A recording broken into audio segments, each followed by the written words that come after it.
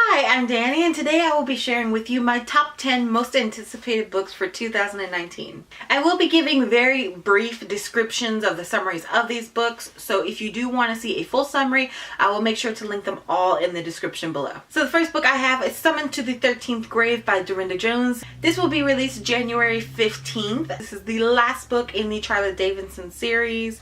I literally can tell you nothing about this book, but the first book is First Grave on the Right. This has to do with Charlie Davidson, who is known practically her entire life that she is the Grim Reaper, and she is also a private investigator. So you go on all her cases with her and see how she deals with the spirits, those who do want to cross over, those who don't understand what's happened to them, and those who have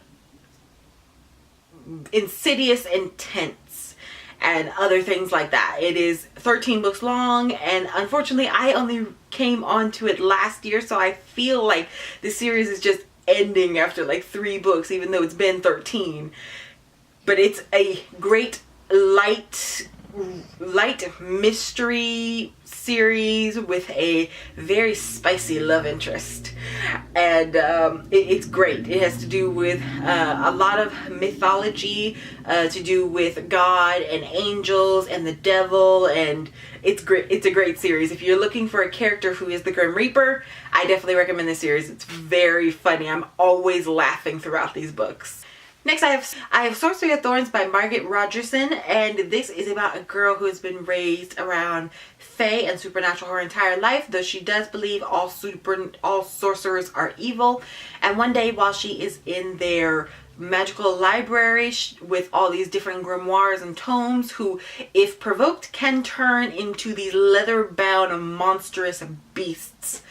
And one day, one gets a very powerful one gets out, and in the process of trying to stop it, she is blamed for invoking it and has to turn to her worst enemy to help her get out of her death sentence. And she finds herself in a centuries-old conspiracy that could set her world and all the libraries aflame. And as she grows closer to her sworn enemy, Nathaniel the Sorcerer, she starts to question everything she's been told about herself, the library she loves, and the sorcerers who she's always believed her entire life were evil. And this comes out June 4th. Next, I have The Devouring Gray, whose tagline is, "On the edge of a town, a beast haunts the woods, trapped in the gray, and its binds are loosening." This has to do with our main character is Violet, and she is the latest descendant of one of the founders who founded this town. And after she moves there, she finds out that her and the other descendants of these founders have the charge of holding back this beast that lives and is kind of bound in the woods. And I believe the beast gets out of its binds and they're meant to like fight it off or something. And once she moves to this town, the locals treat her with kind of a respectful distance. But when bodies start showing up in the woods, they start treating the kids of the founders a lot more hostile. Next, I have The Beautiful by Renee Ahdieh that will be released October 8th. This is the first book in a duology. This is set in 1872, and our main character is Caroline. She is forced to flee Paris and her life as a dressmaker to flee to New Orleans in the States, where she is taken in by a convent. And she becomes infatuated by the food, the music, and the grisling underworld, where she meets these mysterious people and becomes enamored.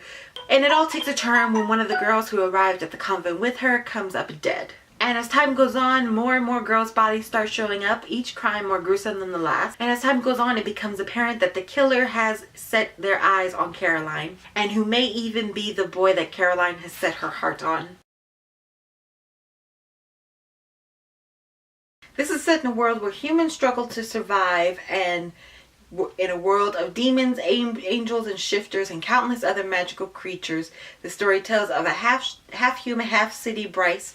After the brutal murdering of her best friend, Bryce decides to join a force of powerful warriors warrior angels to hunt down a deadly killer, leading them towards a tyrannical enemy that could destroy the fabric of the world. And there is no release date for this. The only date we have is late 2019. Now this next book is The World of Throne of Glass by Sarah J. Maas, of course.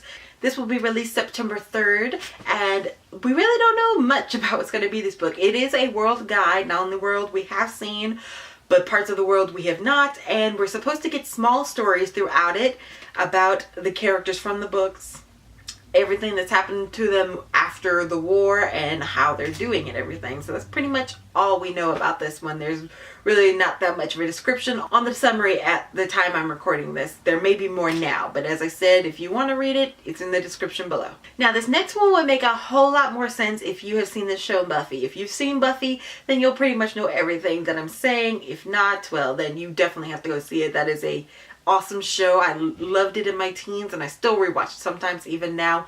It's an awesome show. But I'll try to explain as I go on for those of you who do not know what I'm about to be talking about. Next I have Slayer by Kirsten White. This will be released on January 8th. This is about Nina and her twin sister Artemis, who both enter into the Watcher Academy to learn how to be guide for Slayers. Now, like I said, if you've seen Buffy, you know what a Watcher is, you know what a Slayer is. A Watcher is basically a guide and a teacher for Slayers. They help them train, make sure they stay fit, and help them with research. A Slayer is a vampire slayer, but they don't only hunt vampires, they hunt demons and anything else in the supernatural that threatens the good versus evil balance of the world. And while Nina has never truly embraced the violent Watcher lifestyle, with her mother being on the permanent council, Nina decides to carve out a piece of the world for herself when suddenly Nina is endowed with the Slayer power.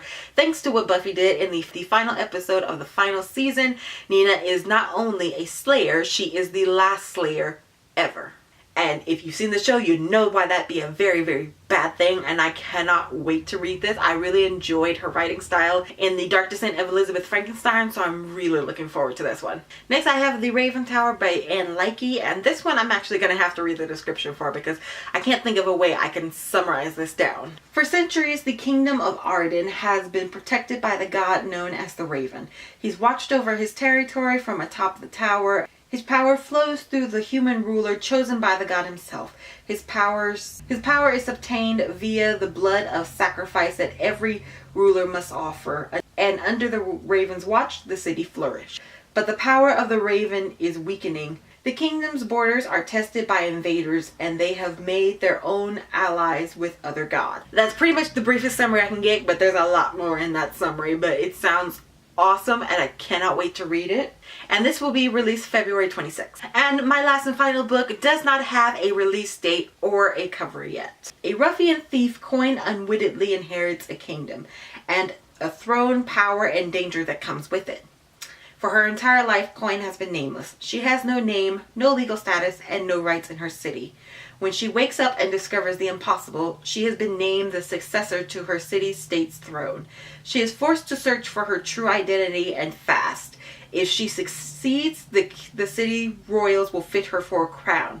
But if she fails, they will fit her for a noose. So that very, very brief description just makes me go, I'm so there for it. So yeah, that is all 10 of my most anticipated books, although I'm sure there will be more books that I have not heard about yet that I will definitely be reading that will be released next year. And I will see you guys next year.